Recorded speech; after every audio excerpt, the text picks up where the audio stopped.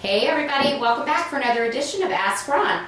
Hey guys, we're in Scott's office today, and we just filmed a great video. It's right here, so I hope you go watch it. This is a very important video.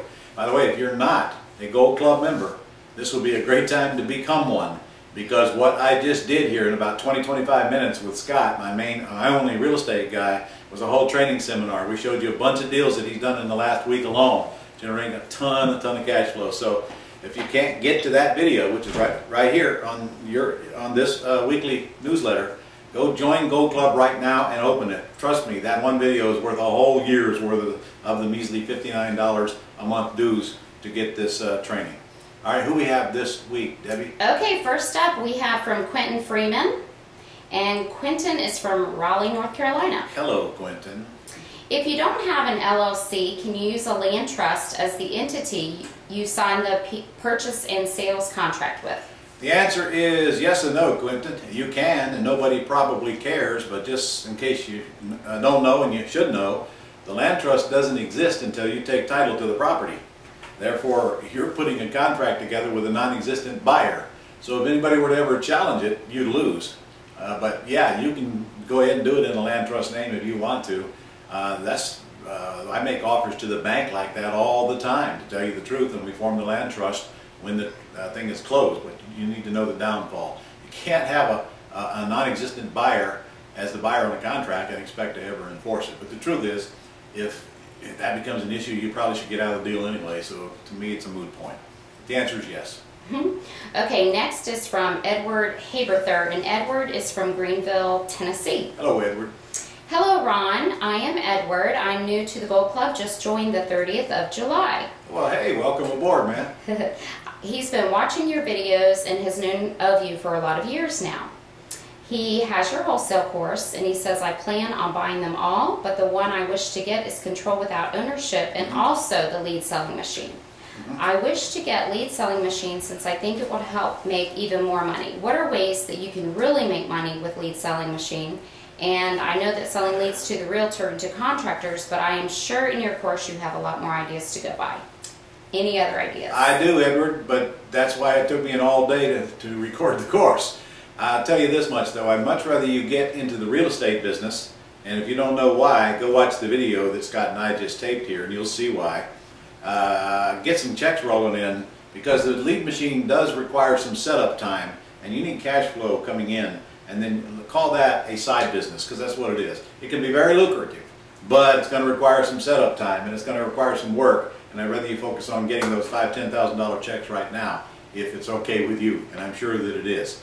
By the way, say you got the wholesale course, why don't you just sign up for my Quick Start School, and you get all those courses for free, including the new Axe course. It's only $24.97. Call our office, sign up, get in. You need some financing, we'll help you finance it as well for just a little bit more. You need that training. You need that training, and let us give you those courses. If you want to get the Axe by itself, it's $9.97, but that just seems a little foolish to me when you can get the whole training, 4-day event, me live for 4 days, all the support and all the stuff for only $24.97 while it lasts. And just for the record, guys, you should know that price is going up here in the next couple of months. So you might as well take advantage of it while you can. Most of you don't know, but that is 1/2 the price that this boot camp cost for the first 20 years of its existence. For many, many years, this same event with less package was $5,000. So get on the bandwagon. Boy, we are doing very well here with real estate right now. It's the best time I've ever seen to get into business. So your entry point's $2,500 while it lasts. Okay, who's next? Okay, next we have Jeff Clayton from Houston, Texas. Hey, Jeff from Houston. Hey Ron, I met with a FSBO seller Sunday. Got him to sign the docs. House is in good shape. It's got $100,000 value. The loan balance is $111,000 and payments are current. Okay. The payment is $1,040 PITI. Okay. Trouble is, he can't move out until he finds another place to lease or buy in the north side of town. What would you do? Find him an Axe deal to move into first or pass? All right. Well, first of all, I hope you're not lease optioning that house in Texas. You know, in Texas, you got to buy it on an all-inclusive trust deed, which means you need a purchase and sale agreement signed, not a lease option agreement in Texas. Secondly, I would just go ahead and get him to sign that purchase and sale agreement, giving you the right to buy it with owner financing for the loan balance under the same terms as the loan, and then go find a tenant buyer to put in the house. But he's got to, if I were doing this, I would want him to pledge that he can get out within a short time after I find that tenant buyer, or I would pass on the deal. Because if he can't get out, you can't get the tenant buyer in, therefore they're not going to give you their money. So he's got to make a decision. Actually, it's his decision, not your decision. Okay, Jeff had another question also, Ron. All right, 2.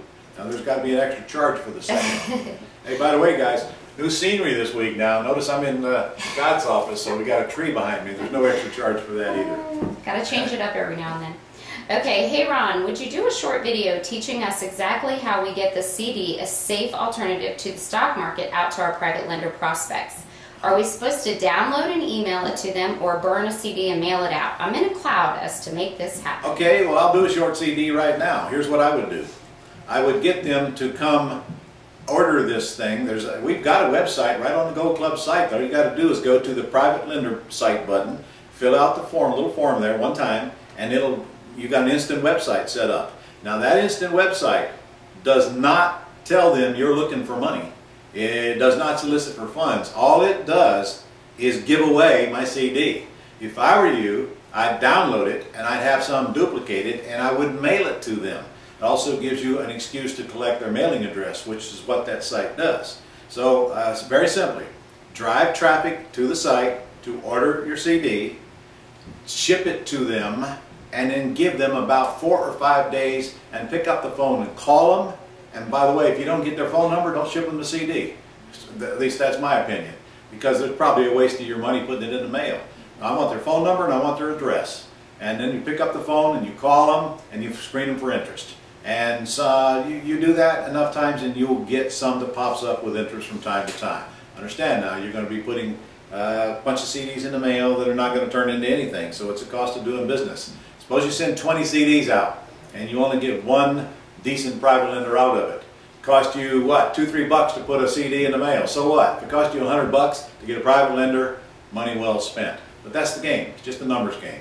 Track leads, send them information, follow up a phone call, screen them for interest. They're either in or they're out. Simple. Okay, great. Last question Let is me from... follow up on that one. If you don't know how to drive traffic to that site, please get down here to my information and internet marketing boot camp coming up. Starts on the 23rd of this month in Jacksonville. Guys, you all need to get to this thing. It's a one-time event. It's 4 days, and I got some kick butt talent in this thing. I mean some real players. And it's all about information marketing, growing a business, buying a business, turning it around, and marketing for offline businesses. So please get down here to Jacksonville. Not to mention there's a great restaurant I know that we can all dine at as well. Okay, last question, Ron, is from Anita Perez, and this is regarding your Lesson 3 Pretty House Business Basics. Okay. How can I structure a tenant buyer for a house we own free and clear? Can you guide me with the terms? Well, it's no different than structuring it within whether there's a mortgage on it or not. You get to determine what you're willing to accept on the monthly payment and the down payments. That's simple. And actually on the selling side, nothing changes. Absolutely nothing. If you already own it and you put out the word that the house is, actually what you do is you build a flyer. In fact, Scott, why don't you come around here a minute and jump right in here. I'm in Scott's office taking up his time building this. We might as well use him. Hey? Okay. Scott, what is the process you go through when you get ready to put one of those properties on the market? And before you answer, it doesn't make any difference whether it's free and clear, whether I own it, whether I pay cash for it, or whether it's an axe deal, we lease option from somebody else. It's the exact same process, isn't it? Same process, yeah. So the exit does not affect the entrance. Correct. Well, it does, except, you know, I got to be able to lease option it out. Sure. But the way I bought it doesn't change the way I sell it. It changed the method I sell it with, but not the tools. So what do you do? Well, obviously we get pictures while we're there. We'll bring it back to the office. We do postlets, V-flyer. Postlets.com. Yeah, postlets.com. When we say we mean your VA. VA, yeah, Okay. VA. She puts together an ad copy. I'll review it, tweak it. Of course, one of the things I've been doing is the sellers that live there, I'll have them give me the highlights of the home. What do they use when Right. they want to sell it? Yeah. And obviously those bullet points, those highlights are what we encompass in our ads. Of course, we always make sure we get our buzzwords up top, and then we'll develop ad copy, get it on our website, get it on the, we use Aweber, which is that service that blasts them out there. So we have a subscriber base of over 600 people now that... Aweber.com is a database he uses to do email blasts. to your buyer's list. Correct. Okay. That's 2 B's, right? Actually, it's only one B. W-E-B-E-R. Yeah. A-W-E-B-E-R.com. 1 B. Yep. Okay. Yep, so we'll get the blast out. The key to that is making sure that the subject line in the email is catching. If we don't make it catchy, then they're not going to be inclined to open You it. put words like hot deal, Hot deal. or gone quickly, or something like that. Yep, Okay. absolutely, All right. absolutely. You get them to open an email, Yep. and then there's a link there to the flyer. Absolutely. Okay. Absolutely. So that's it. Mhm. Build flyer, Mhm. VA. Yep. Build description, VA. Yeah. Quite often you get those from the seller. Yeah, exactly. Exactly. Okay. All right. And then you email your buyer's list, Yep. VA, Yep. and then you put ads on Craigslist Yep. and how many other sites? Well, we're on about 35. You're on about 35? Yeah, now that fluctuates, but that's where we are Okay. right now. And the funny thing is the most effective site seems to be Craigslist. It is. It is indeed. So we're on two things on Craigslist. Number one is the for sale, for rent. We do the for rents as well, Okay. and we make sure we refresh them every 2 days. Right. Second thing is, as far as getting axe deals, we've been actually calling for rents. So we'll just go through. All I do, and Tisha's helped me with this as well.